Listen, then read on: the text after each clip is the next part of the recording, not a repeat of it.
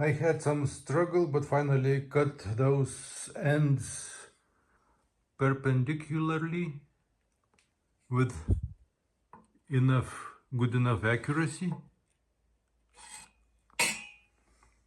Earlier I made a short version of this column as a model, so my column should look like this round ring. Then from leftovers like this particle board I cut out those wheels, bottoms or caps, and made axles to them, and they should go here like this.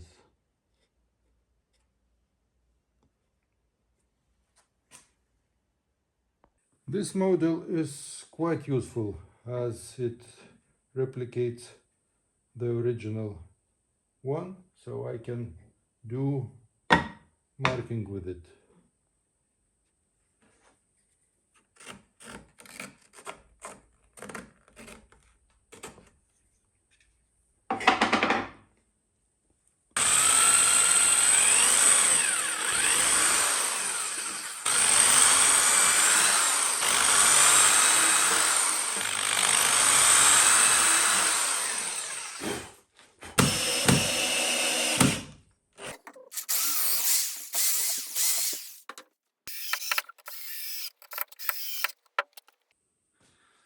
So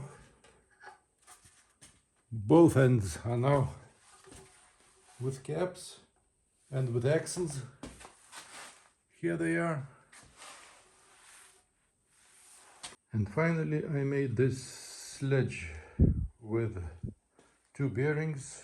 One is just a hole here, and another one is this one, which can be disassembled. Usually bearings needs to be greased. Here.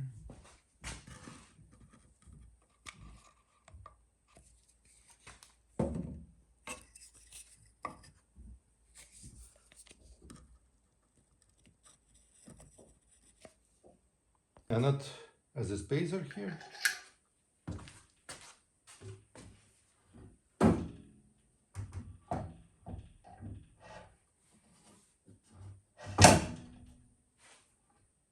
Washer.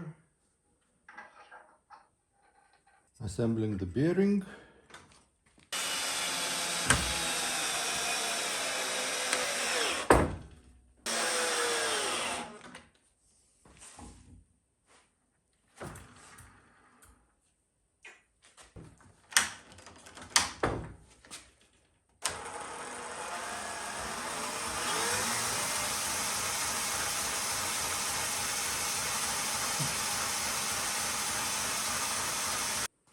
I forgot those zip ties, which are not permanent, so you can close it and you can open it.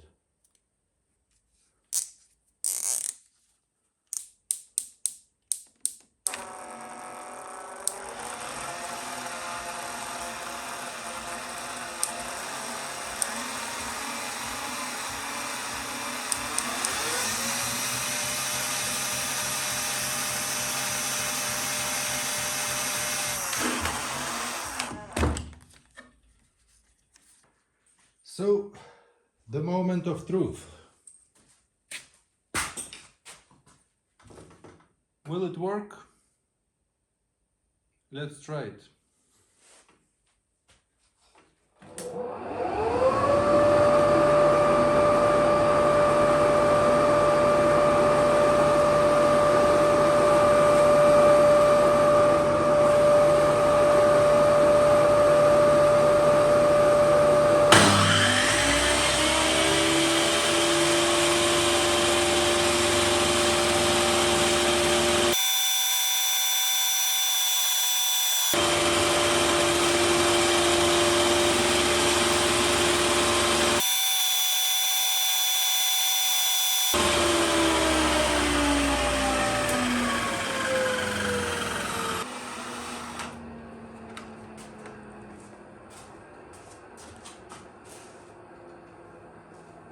So this is the very beginning, and this is how much it removed.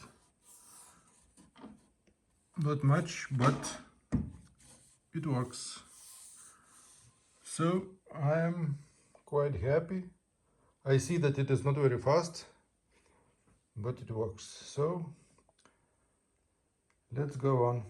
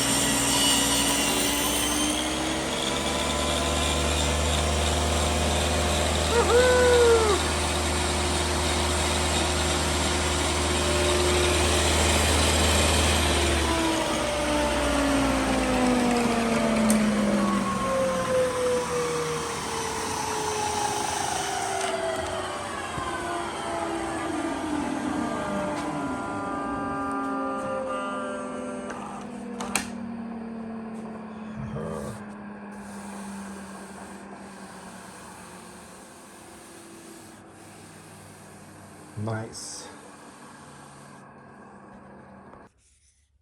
I use some putty filler to fill all those gaps and cracks, which should match the color. Here it is. And I went through all around here. Oh, here I missed some.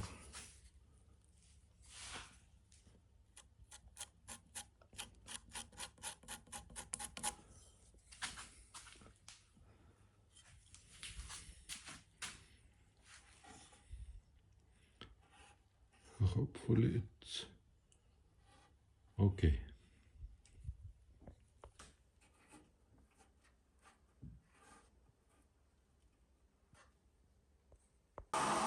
Next day, the putty is hardened and I am trying to sand it down. Maybe it's too fine, this paper, but let's try.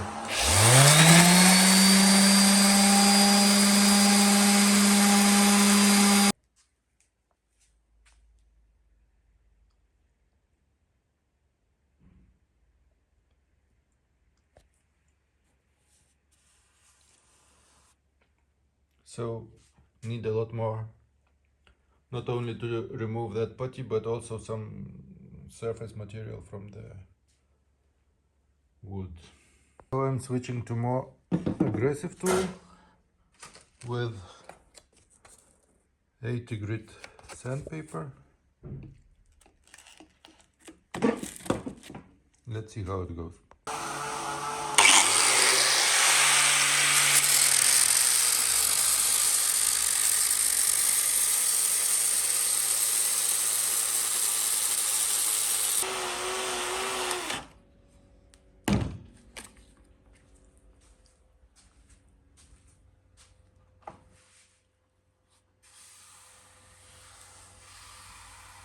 So it is okay in this place, but the end still has some putty left, and this process is very dusty. Dust is everywhere. Maybe my cyclone will help somewhat.